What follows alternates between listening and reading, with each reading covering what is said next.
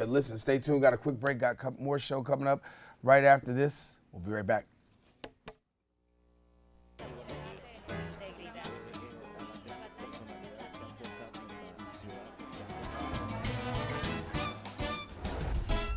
If you want to stay in the know about the latest happenings in Español, check out Diálogo Abierto, BronxNet's own Spanish show, Wednesdays, 6:30 p.m. on Channel 67. The latest in news, arts, culture, politics, and what's going on in your neighborhood. Diálogo Abierto, the best way to stay connected in Spanish. See you there. Te esperamos.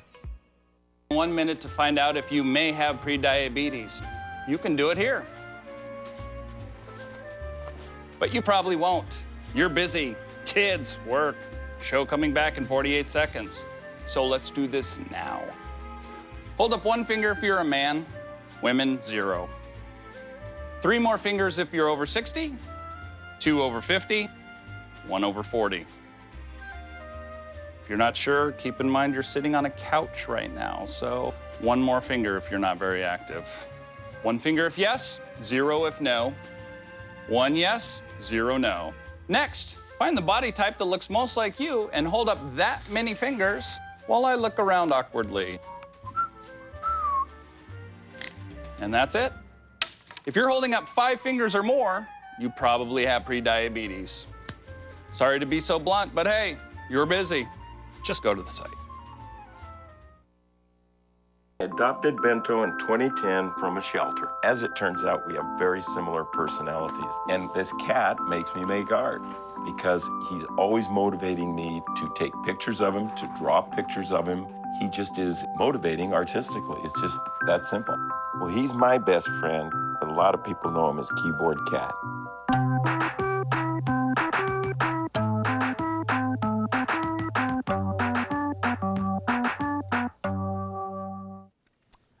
And we're back here on Open. Many of the middle and lower class Americans prefer to use alternative financial services such as check cashings and payday lenders instead of using the traditional bank. Here now to discuss her book, The Unbanking of America, we welcome now Lisa Servon, who's the professor at the University of Pennsylvania and also the author of the book. And Lisa, good to have you. Great to be here. Thanks for having me. Great. So we talk about America. Obviously, a lot of people go to the bank. Yep. But we're finding in your studies, a lot of people aren't. And what's happened here? Well, a couple of things have happened. Yeah, you know, when I was growing up in the 60s and 70s, I went to the bank with my dad every Saturday.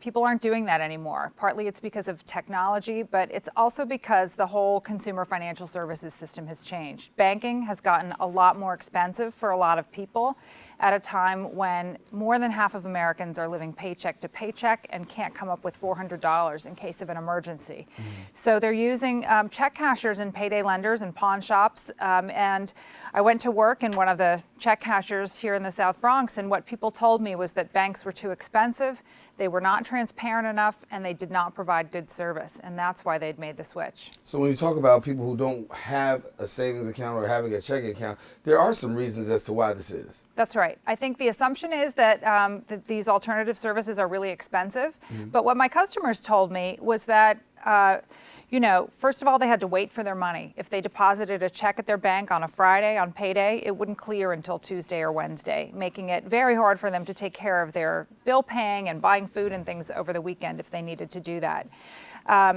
They also said that it became too expensive to have a bank account, that monthly service charges had gone up, minimum monthly balances had gone up, and that when they were living close to the edge, as so many people are these days, they couldn't afford those things, and they were always risking having an overdraft happen, which would be much more expensive than paying the fee to cash their check. Just puts them further and further back in the system. Any idea what kind of numbers we're seeing when it comes to check cashing versus banking? What percentage we're seeing? What we do know, the FDIC started doing a survey in 2009 called the Survey of Unbanked and Underbanked Americans. Mm-hmm. And what they found consistently, they do it about every 2 years, is that about 8% of Americans are unbanked, meaning they don't have a bank account at all. And that's millions of people. Another 20% are underbanked, meaning they have a bank account, but they're also still using these alternative financial services.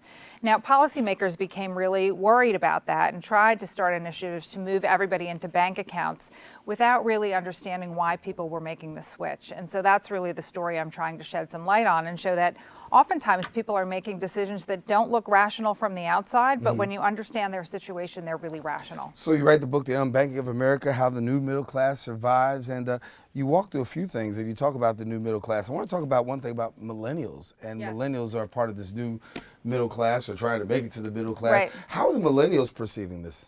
Well, millennials get a really bad rap, first of all. You know, we show that so many of them boomerang back home after college. If they go to college or they can't leave the house, they have a reputation for mooching off their parents and spending too much money. But the data actually shows something different, that they are saving and taking care of their finances. What's different about millennials, though, from people who are a little bit older, is that they don't have any previous attachment to banks. They're willing to use all kinds of other means to manage their money. So they use lots of apps. They don't want a brick and mortar bank necessarily. So they're really taking advantage of new technology. The sad part is, though, that they're really stuck at this moment where their job prospects are not very strong, many of them. And so we still have this myth about the American dream, you know, which for my parents was saving for retirement, buying a home, sending my sisters and me to college.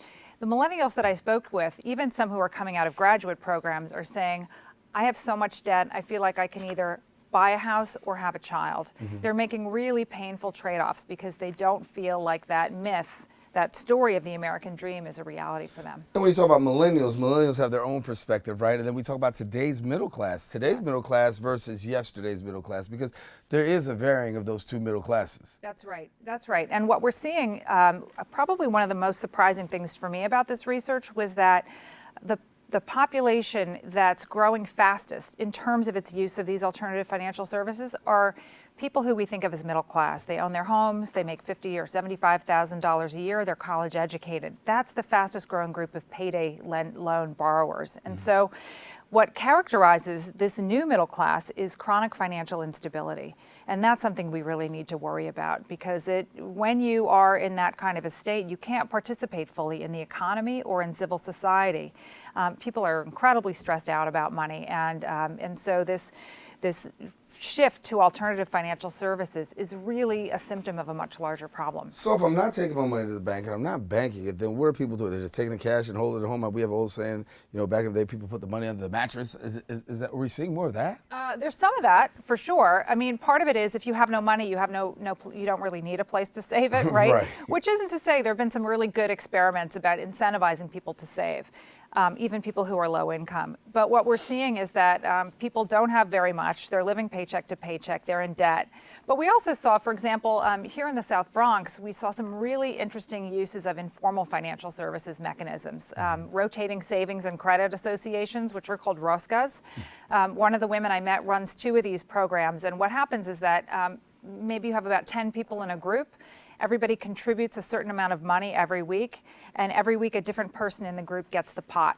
So the person who's at the front of the line, they've put in, let's say it's 10 people putting in $100 a week. That first week you get $1,000, you got a short-term loan for no interest, right? You continue to pay it back, put money in every week for the next 9 weeks, and every week somebody else gets a turn.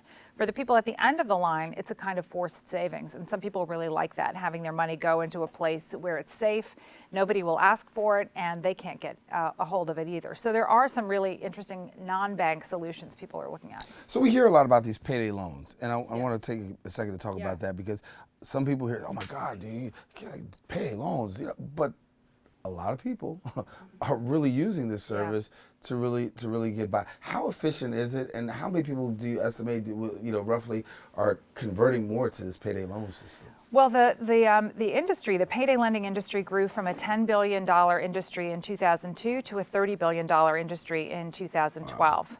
There are now more payday lending stores in the United States than there are Starbucks and McDonald's combined. So that's pretty big, right?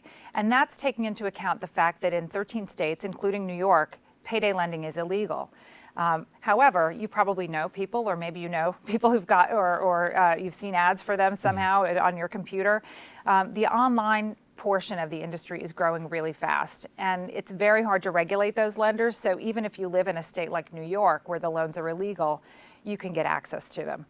Doing research on this topic, I get queries all the time just because Google or whoever sees that I'm researching payday lending. So a lot of people want to make payday loans to me. They're expensive. So where I worked in California at a payday lender as a teller and then as a loan collector, borrowers paid $15 per every $100 they borrowed. And the reason that they're called payday loans is that they're due on your next payday, whether that's in 2 weeks or 4 weeks. So what happens is that for people who have a shock to their income, maybe they went on furlough. A woman I spoke with last week in California said she was put on furlough. She worked for the state, needed to take a payday loan to kind of smooth out her income. Other people have expense shocks. Their car breaks down and they need to get to work. So they fix their car with a payday loan in order to not lose their job, right? So what I'm trying to do in the book, and what I really learned working at this business, was that we need to understand the situations people are in order to not judge them for the solutions that they come up with. And unfortunately, sometimes a payday loan is the best solution. Real interesting information. I encourage you all to take a look at the book, The Unbanking of America. Lisa Servon is the author here with us right now. If people want to get a copy of the book, what do they do? You can go to Amazon or Barnes & Noble or indiebooks.com. And if you really are fed up with your bank, my website, lisaservon.com, has a button that says how to leave your bank. All righty. And you would tell people just how to do that. Exactly. All righty. Lisa Servon, thank you so much. Thank you. Interesting information. Listen.